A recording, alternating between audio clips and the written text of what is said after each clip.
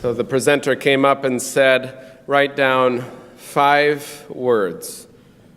5 words that describe your identity. It can be related to your job, they said, your family, your interests, your passions. It can be your personality or your work ethic or your approach to relationships. 5 words that describe the core of who you are. What words to choose? What words of family, son, husband, father? What words of career, preacher, pastor, activist? What words of identity, millennial, Midwesterner? Who am I kidding? Southern Minnesotan. So I put down some words, and then they said, now, cross one off. And then we had to decide what was least central to the core of our identity. Least central to who we are, the least important of these 5 already limiting important words of our identity. And then they said, now look at your list, make any changes, cross another one off.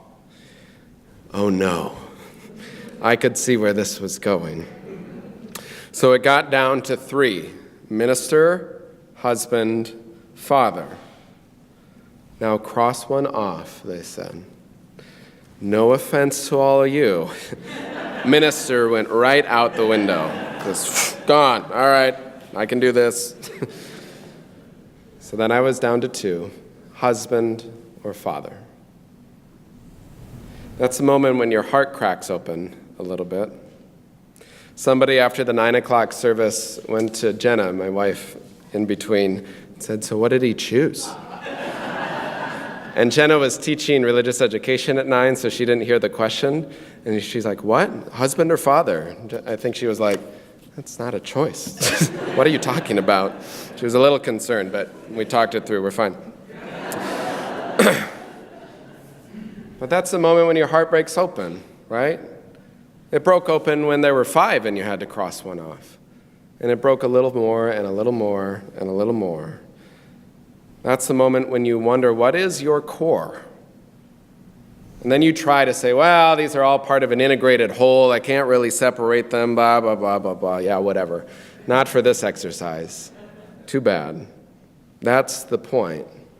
That you have to take a hard, close look at your identity about culture, family, work, passion, interest. Get right down to the heart of the matter. What is at your core? What words would you choose? What words would you just cross off? What words are there that you wish you could cross off? And then after going through that practice, that painful, clarifying practice, how might that impact how you're going to live? It takes courage to simplify a life down to just a few words because it causes you to make choices and decisions about what is truly and actually the most important thing or things to you and your life. To know your limitations as well as your gift, to know what is calling your heart and find how you can live in a constant rhythm and harmony of some kind with your deepest held values and make them alive within the constraints and the realities of everyday life. It might not mean some major change in your life going through this practice. It might not mean all of a sudden changing careers, even if you had the privilege and choice to do so. But it might mean that how you do your work or how you do whatever you do to spend your days, how you live your identities, you might do it just a little more fully or a little more intentionally, a little more authentically, and infuse every hour of every day with the values that you hold dear, even regardless of what identities you ended up choosing. The values of justice or inclusion, values of compassion or hope or resilience or love. Naomi Shihab Nye writes, I want to be famous in the way that a pulley is famous or a buttonhole, not because it did anything spectacular, but because it never forgot what it could do. Where in our lives can we center down, filter out distractions, find our core, find our courage to speak plainly, act plainly with the deepest convictions we have? The heart shifts on its own accord, writes the poet Dorian Lau. It can skip like a child, or it can be an empty room.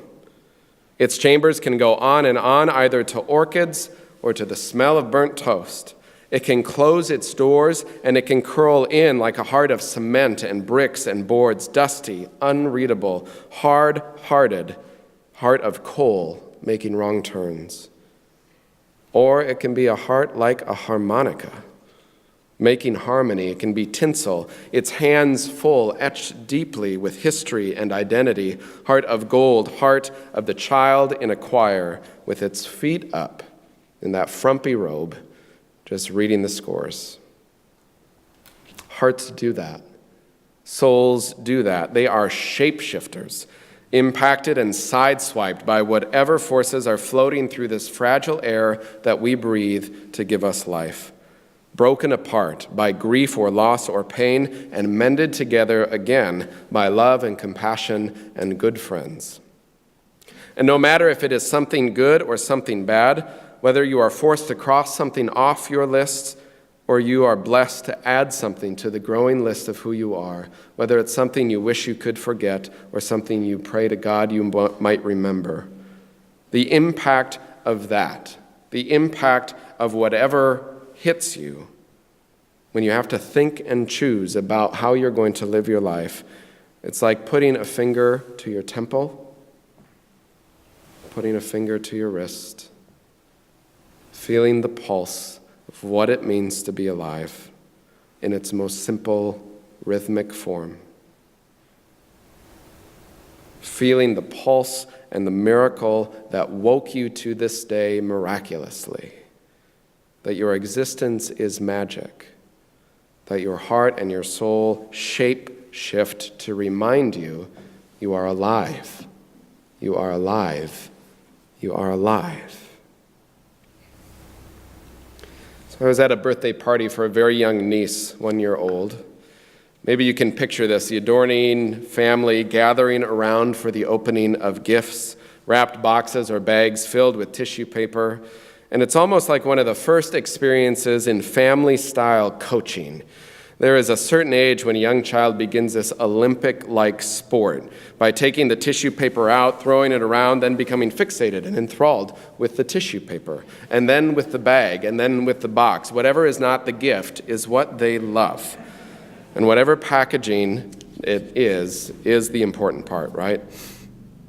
And then you also see all these different personalities in the family kind of come to the fore in this family gathering where no one's really in charge, right?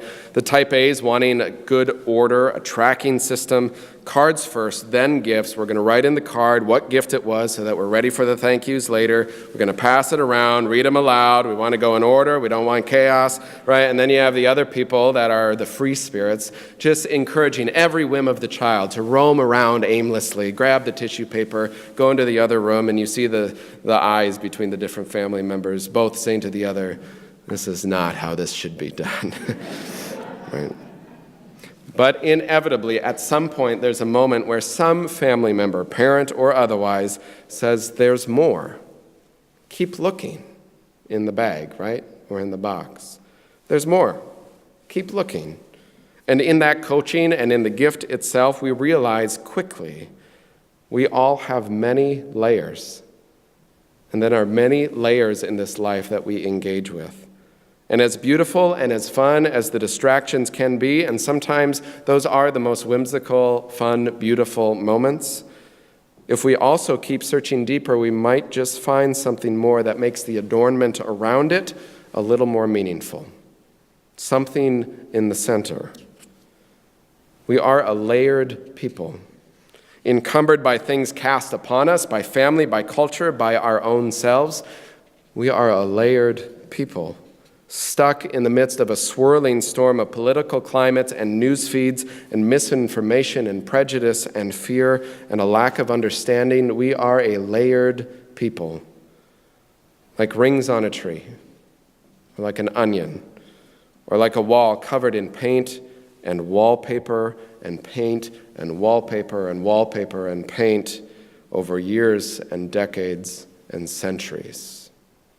Layer by layer, we are built. It's what makes us who we are. And yet there is something at the center, something at the core. And it can feel vulnerable to peel away all that exterior protection, and yet, and still more often than not, when you look a little deeper and a little closer to the center of yourself, you find something more true, more deep, more lasting about who you are and who you want to be in the world. At the core, same root as cordo, which means courage, and cordo, which means heart. I am magic, writes the poet Assata Shakur. Life and all its good and bad and ugly things, she writes, scary things that I would like to forget, beautiful things which I would like to remember, the whole messy, lovely, true story of myself pulses within me.